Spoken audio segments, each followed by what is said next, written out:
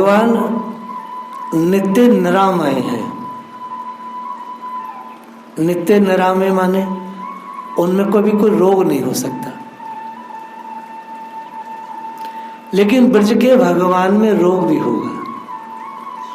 वो जो निरामय है, जो सबको स्वास्थ्य देता है, वो यहाँ रोगी भी हो जाता है। क्योंकि दामोदर लीला घटी है, ये सब उसी दिन की चीजें हैं जो मैं बोल रहा हूं 3 दिन से। माँ यशोदा के मन में भाव है कि हम सब के इष्ट तो नारायण हैं, और इसके चक्कर में लगी रही मैं तो कोई नारायण की सेवा तो की नहीं, जबकि पूजा बैठी है नारायण की। सूर्य जी के पदों से हम बोल रहे हैं, तो सब गोपियों को बुला के कहा कि गोपियों, नारायण इष्ट हैं हम सबके। अगर नारायण की सेवा न की, नारायण का पूजन अर्चन न किया, तो लाला का स्वास्थ्य बिगड़ सके, व्यापार इधर उधर हो सके, ये डर है। गोपियां बोली करें तो करें क्या मैया, कि एक काम करो, दिन भर तो व्यापार लगा रहता है, रात को हरि जागरण करेंगे। इस ब्रज में हरि जागरण का रिवाज है। आज भी माता के जागरण में आधी रात तो कन्हैया के ही भजन गाए जाते हैं। हाँ है ना, हम लोगों ने तो देखे हैं। कहाँ ठहरे थे हम लोग? मार्कंडे गांव में, जो मार्कंडे ऋषि का गांव याद आ गया बच्चे? तो मैया हरि जागरण के लिए तैयारी कर रही है।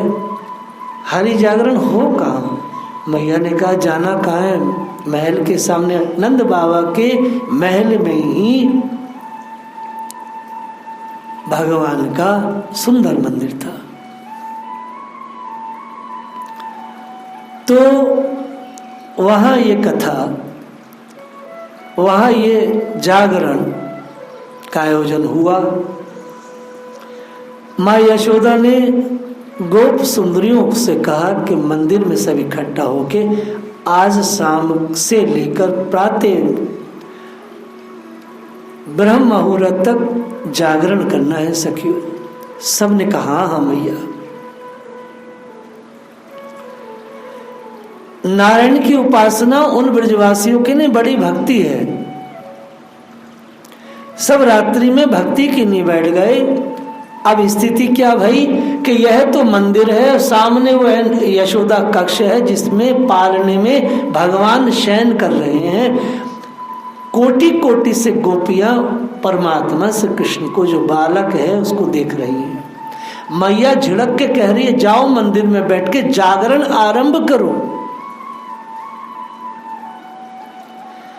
आधी गोपियां चली गईं, जो कुछ बड़ी बूढ़ियां थी, युवतियां, तरुणियां, रमणियां सब वहीं खड़ी हैं।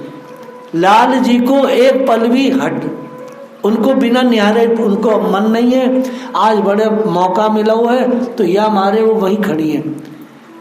माँ यशोदा ने धकियाए, जाती क्यों नहीं हूं?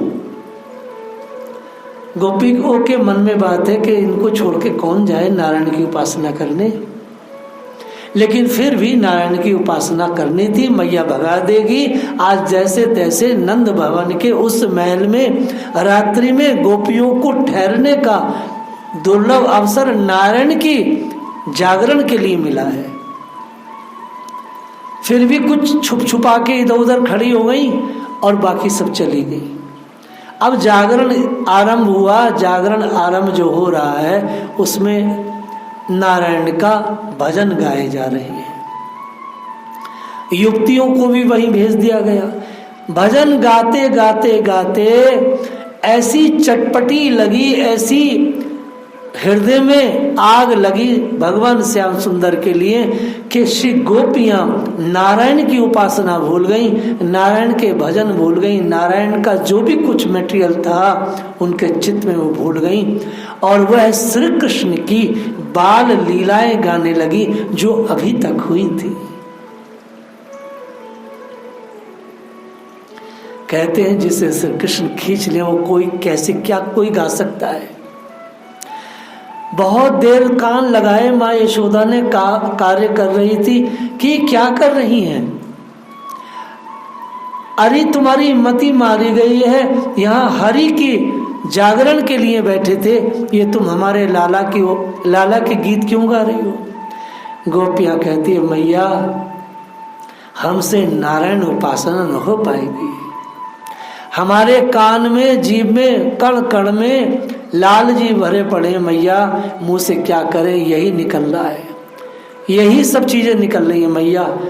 आप देखते हैं ब्रज में जो युवतियां होती हैं, ब्रजवासी जो गांव के लोग हैं, वो आज भी स्वभाव से ही भगवान की लीलाओं का गान करते हुए से चलते हैं, उनकी शैली एकदम अलग है। मैया ने कहा कि फिर हमारा लाला कैसे सही होगा, हम तो उसकी प्रसन्नता उसके स्वास्थ्य के लिए ही ये कर रही है। गोपियों के पास कोई उत्तर नहीं है। सूर्य जी कहते हैं गोपियों की जो जीवा है परवश है कृष्ण की लीला गाने के लिए।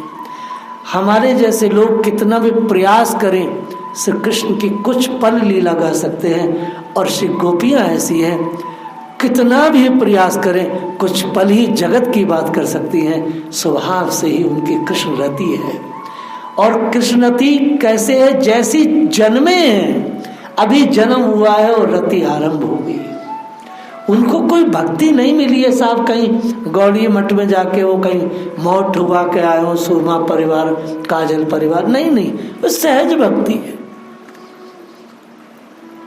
ये मैंने आप लोगों के सामने स्मरण की कुछ बातें। एक बार भगवान जिसको खींच ले उसके मुंह से कुछ नहीं निकल सकता है भगवान के अलावा। ये गोपियां पगला गई हैं, लाला के लिए जागरण करने आई थी और लाला का ही गान कर रही हैं। अब इससे आगे की जो लीला है वो बड़ी चटपटी है।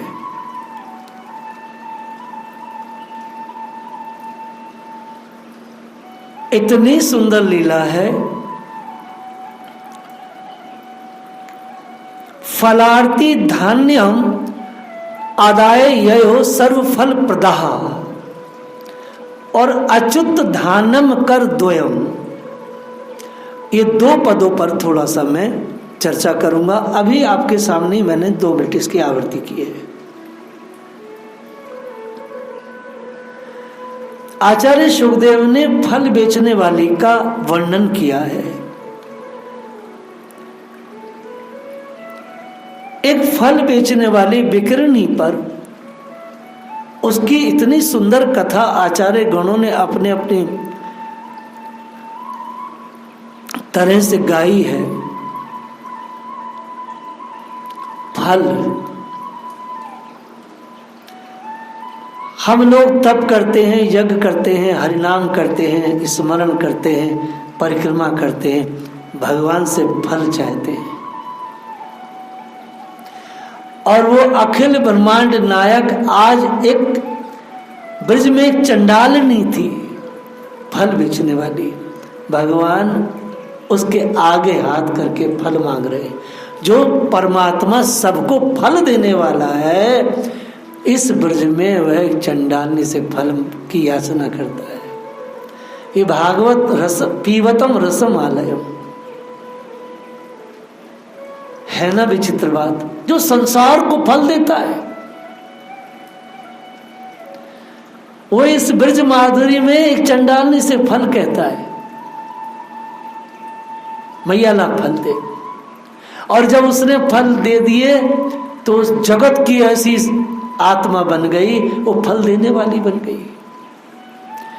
बोले जो सबको फल देते हैं इस ब्रज मंडल में ये चंडालनी उस फलदायक ईश्वर को भी फल देने वाली है। गहवर आख्याय रम्याय, जो सबको फल आनंद देने वाला है उसको ये गहवर बन भी आनंद दे। इस ब्रज में सब उल्टा पुल्टा है। इस ब्रज में कोई विधि भक्ति नहीं हो सकती, कोई वेद की बात इस ब्रज में नहीं है, ये रस ही रस है। तो इसके बारे में थोड़ा सा आज हम लोग कहेंगे। ये कथा क्या है? भगवान प्रेम के अधीन है, ये बात मैंने कल कही है।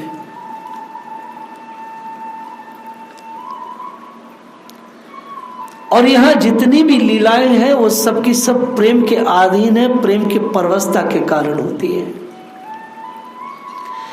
ब्रज की इस लीला में जाति पाति का भेद नहीं, विद्वान मूर्ख का भेद नहीं, इसमें बूढ़े का और बालक का भेद नहीं, इसमें केवल प्रेम की अधिक्य है, इसमें प्रेम की अधीनता बताई गई है, इसमें स्वभाव है, स्वरूप है, ऐश्वर्य को भूला हुआ ईश्वर है। और इसमें न कोई ऊंच जाति है, न तो कोई नीच जाति है, न इसमें कोई चंडाल है और न तो इसमें कोई ब्राह्मण है। ब्रज में एक पौड़ा चंडालनी रहती थी, बेचारी वनों से फल इकट्ठे करके लाती और बेचा करती। एक दिन वे इधर आ निकली, उसने सुना था कि एक बहुत ही सुंदर लाला जन्मा है यशोदा ने, और जो उसे देखता है वो पागल हो जाता है। और वो लाला प्रेम देता है। कैसे प्रेम देता? सिर्फ देख के, सिर्फ देखता है वो, देखने मात्र से प्रेम प्राप्त होता है लोगों को। ये बातें जब सुनी तो वो मोहित हो गई। नंद बाबा के यहाँ उसको जो देखता वो मोहित हो जाता है। उस चंडालनी के मन में भी बात आई कि मैं भी ऐसे बालक को देख लूं तो मेरा जीवन भी धन्य हो जाए। लेकिन सवाल तो ये था, वो चंडालनी है, इतने बड़े महल में कैसे जाए? दरबार अंदर आने न देंगे। चंडालनी फल बेचने वाली।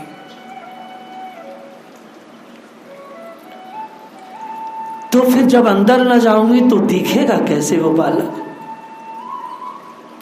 उसने सोचा कि चलो और कुछ नहीं तो फल की टोकरी उठाकर नंद बाबा के घर के आगे पीछे जाकर कहीं से पुकार लगाऊंगी, फेरी दूंगी, प्रणाम करूंगी। ऐसा करती हूं जहां वो श्याम सुंदर रहता है, अगर मैं उसे ना भी देख पाई तो नंद बाबा के उस महल की परिक्रमा करके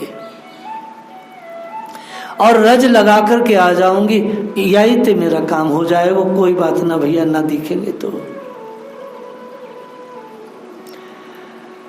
धूली लगा करके नंद भवन की मैं आ जाऊंगी। फलों से भरी टोकरी लेकर वे वहां पहुंची। एक पीपल का पेड़ था, उसके नीचे उसने टोकरी उतार कर रख दी और बैठकर विश्राम करने लगी। शरीर को शिथिल था, वृद्धावस्था सी आ गई थी, फेरी दे रही थी, माथे पर पसीने की बूंदें हैं। सुखदेव जी ने 2 श्लोक कहे हैं।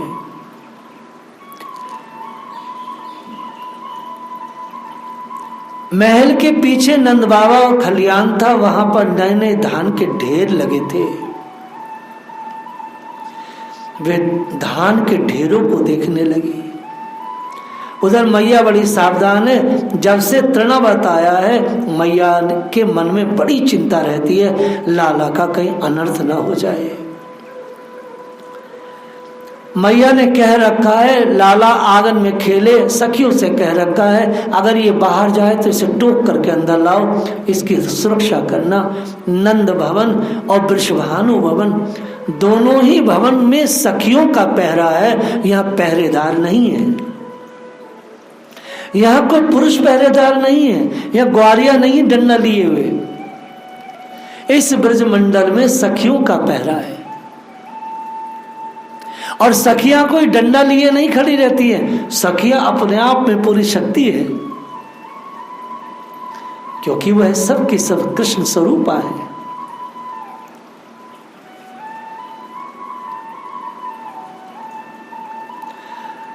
भगवान की रक्षा कर रही हैं। कौन कर रही हैं? सखियां कर रही हैं। किसके कहने से कर रही हैं? माँ यशोदा की आज्ञा से। यदि ये ना माने तो आके मुझसे कहना, सखियों को आज्ञा है, अगर ये ढीठ ना माने तो मोते आके कहियो, मैं या को फिर देखूंगी। अभी तो दामोदर लीला हुई थी, इसलिए भगवान प्राय अंदर खेला करते। फलवाली का दूर ग्राम में घर था। जब ओस पड़ रही थी, बहुत सवेरे की बात है, अर्थात अभी दिन निकला नहीं था, ये तब की सवेरे सवेरे चलती थी। मध्याह्न हो गया था, दूर से आई थी और पुकार लगा रही थी, फल ले लो, फल ले लो। घरों पर जा जाकर खड़ी रहती। आज इसका मन लगा है नंद के घर में जो लाडले ललिते हैं उन पर। अनमने ढंग से आवाज लगाती है। जब कोई दुकानदार या कोई भी व्यवसायिक अपने व्यापार को ठीक से ना करे, अनमने ढंग से करे, तो व्यवसाय चलता नहीं है। आज इसकी बोनी भी नहीं हुई थी, झूठे ही आवाज लगाती थी। कोई उसका फल लेता ना था, कोई न लेता था, क्योंकि मन कहाँ लगा था? भगवान के पास। मन कहाँ लगा था? कि प्रभु को फल दूंगी। तो ये भी था कि झूठे ना दूंगी, वन से जो स्वच्छ लाई हूं, अमनिया लाई हूं, अमनिया लाल जी को दूंगी। तो आवाजें तो लगाती है लेकिन बिकते नहीं है, क्योंकि इतनी धीमे आवाज लग रही थी।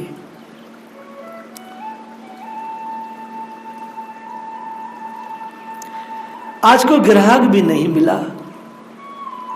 भगवान की बड़ी मधुर इच्छा है कि उसका फल खाएंगे आज। उस बेचारी का आज बोनी तक नहीं हुई है, पैसा वैसा नहीं है, पैसे तो मिलते नहीं है ब्रज में, धान या गेहूं इत्यादि मिलते हैं।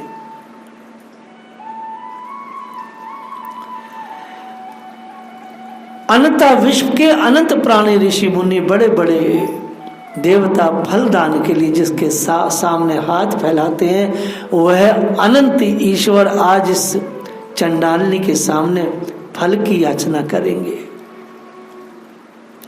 सारा विश्व, सारा ब्रह्मांड जिसके आगे हाथ पसारता है, आज वह जगन निवास चंडालनी के आगे हाथ पसार कर फल मांगेंगे।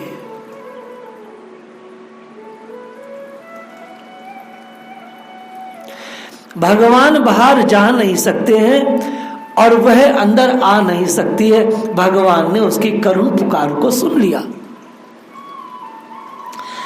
नारायण दास, आप अपना संकल्प करके आएंगे अच्छा सा, और हृदय में भगवान का संकल्प है तो वो पुकार जाती है साहब,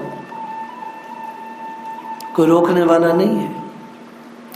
लेकिन हमारे संकल्प जो होते हैं वो सबके सब काम वासनाओं वाले होते हैं, वो पुकार नहीं जाती। उधर से भगवान ने डायरेक्ट कहा है कि मैं इस तरह की बकवास प्रार्थना न सुनता हूं और न पूरी करता हूं। जय श्री राधे। न पूरी करता हूं, न सुनता हूं, मैं नहीं करता ये सब। मेरे लिए कोई करता है तो फिर मैं हाजिर हूं।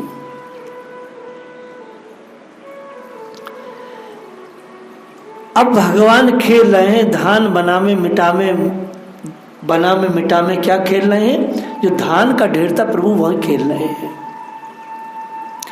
आज अकेले थे, योग माया पहले से ठीक करके रखती है। आज कौन साथ रहेगा, किस लीला में कौन साथ रहे, ये सारा पहले से अगड़ने का कार्य पूरा आयोजन हो जाता है। योग माया ने सारी व्यवस्था कर रखी थी कि आज करना क्या है। दासियां, परिचारिकाएं, ये सब आस पास थी। मैया ने ये कह दिया था, देखो खेलते खेलते रूठे तो मुझे बताना, बड़ी मुश्किल हो जाएगी इसको मनाना। सारी सेविकाएं दूर दूर छिपकर खड़ी हैं, इनकी बाल लीला देख रही हैं। मैया ने कहा, अब तुम इसके पास से हट जाओ, इसे दूर से वाच करो ये करता क्या है, ताकि स्वतंत्र खेले। भगवान स्वतंत्र खेल रहे थे, सब गोपियां छुपी हुई थी। फिर आवाज आई फल वाले की, अरे भाई फल ले लो, फल ले लो। इनके कान में भी आवाज आई, बाल कृष्ण के कान में आवाज आई। बाल चेष्टा करते बोले, कौन बोल रहा है? छोटे से भगवान कहते, कौन बोल रहा है? फिर सुनाई दिया फल ले लो। अब ये धान के ढेर पर खड़े थे तो कूदे वहां से, बोले फल क्या होता है? ये कहती है फल ले लो। ये फल क्या चीज है, चलो देखें ये फल होता क्या है। मैया जो खिलाती है वह खा लेते हैं, जब कभी कुछ पूछते हैं तो मैया कुछ का कुछ कह देती है। फल का नाम इनके सामने कभी आया नहीं था। आचार्य सुखदेव कहते कभी फल का नाम आया नहीं था। जो मैया जैसे बच्चों को खिलाती ना, ले खा ले मुँह खोल, तो ये खा लेते। अब मैया से पूछते, मैया कहा जे तू खा ले, कहा करनो एक तो पूछ के, अमरूद खिला रही, केला खिला रही है, शरीफा खिला रही है, या कछु और खिला रही है, वो खा रहे हैं। नाम अगर ये फल है क्या है, हलवा पेड़ा लड्डू पेड़ा, वो नहीं बता रही है। तो इनके मन में बात आई कि देखे फल होता क्या है, क्या मैया जो खिलाती वो या कछु और कछु है। बाल चेष्टाएं, भगवान यहाँ ऐश्वर्यता को नहीं दिखा रहे, बालक लीला कर रहे हैं। पहुंचे, जाके पहुंचे और इनके सामने फलों की तो बात आई नहीं थी। वे बोली नारंगी है, तो जान गए नारंगी है। अब नारंगी कोई फल होता है ये नहीं जानते। बेचारी फल वाली ने फिर पुकार दी, कोई बोला नहीं। तो इतने में देखा कि पिछली जो प्राचीर है उसका जो पिछला दरवाजा है उसके पास सुंदर बालक खड़ा है, अंग प्रत्यंग मानो शोभा भरी पड़ी है। उस फल वाली दूर से देखा कि छोटे से बाल मुकुंद हाथ में मुट्ठी में धान लेकर के उस फल वाले के पास पहुंच रहे। उसके पास नारंगी थी, केला था, अमरूद था, ये सब देख रहे हैं भगवान कि टोकरी भरी पड़ी है, लेकिन नाम नहीं जानते हैं। भगवान को देख करके उसका हृदय स्पंदित होने लगा, सारे अंग मानो चेतना शून्य हो गए। बालक कृष्ण जहाँ खड़े थे वो देखती ही रह गई, पसीने से तर हो गई। ऐसा नीलमणि बालक उसने कभी जीवन में देखा नहीं था। नंदलाला को देख करके वो स्तब्ध हो गई। भगवान ने दाहिना हाथ उठा करके कहा, ठहर ठहर मां, मैं तुझसे फल लूंगा, तू जाए मत। नंदलाल जी छोटे छोटे कदमों से बढ़ रहे हैं। पहचान तो गई थी, पगला गई। भगवान बातें कर रहे हैं। जो सबको फल देता है वो आज इससे फल लेगा, और बदले में क्या देगा? बदले में इस चंडालनी को ठाकुर जी प्रेम देंगे। इस लीला को मैं दूसरे ढंग से गाना चाहता हूं। कल मैं इस लीला के तत्व पर, रहस्य पर, इसके प्रेम पर विस्तार से चर्चा करूंगा। अब मैं यहीं पर अपनी वाणी को रोकता हूं। जय राधे।